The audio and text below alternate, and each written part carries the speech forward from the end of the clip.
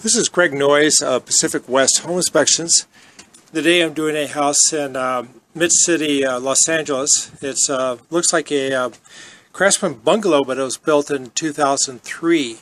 So it's all up to date and modern and so forth. I want to go over on how to shut off the different utilities. At the right side of the house, the very end of the house, is your main electrical panel. And this top breaker here, I don't know if you can see it, pushes on down, and this turns off all the power to the breakers here. Also over here we have two AC condensers, and the smaller one handles the master bedroom and the two other bedrooms. And there's a couple of things that need to be maintained here. One is the insulation on the AC line and the electrical conduits pulled out of the wall, and that's going to be for both units here. The smaller one is actually a 2.5 ton unit, and 2003, and your larger unit here, it's rated at 3.5 ton, and it's 2003 as well. There is a water heater here, but the next thing I want to do is show you how to turn off the water and gas, and that's going to be at the right side front of the house. So now I've done this walk down on this gravel, and it's a good way to maintain water control here. Let the water percolate through the gravel.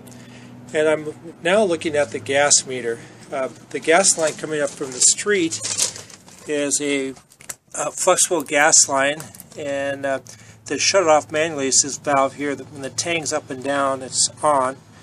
And when the tang's sideways, and you'll need a wrench to turn it, it would be in the off position. Now, the city of LA is one of 3 cities in Southern California that where they want a automatic seismic gas shutoff valve, and you have it right here, so you're in compliance. And then they also have a little set screw here, and this is how you can reset it. The gas company does ask that they come out and look at this house first, and they'll reset it for you. But in an emergency, that's how you do it. Now, your water line coming from the street is 1-inch copper, and then you have a valve here, and this shuts off the water to the house, and your house water goes through a pressure regulator. And so our street pressure here is very high, and the regulator will bring the pressure down to about 55 or 60 pounds. There is another valve here, and this controls the water to your sprinklers. There's a couple of outlets, receptacles on the side of the house, and they have power cords in them, so you want to have a bulb type of weather cover, cord cover on these receptacles, and this one's missing a cover itself.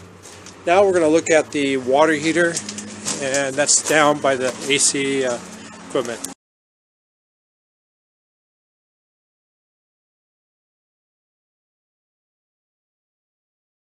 So this is Greg Noyes of Pacific West Home Inspections, and I'm doing a house in Los Angeles, and they have a unique thing here.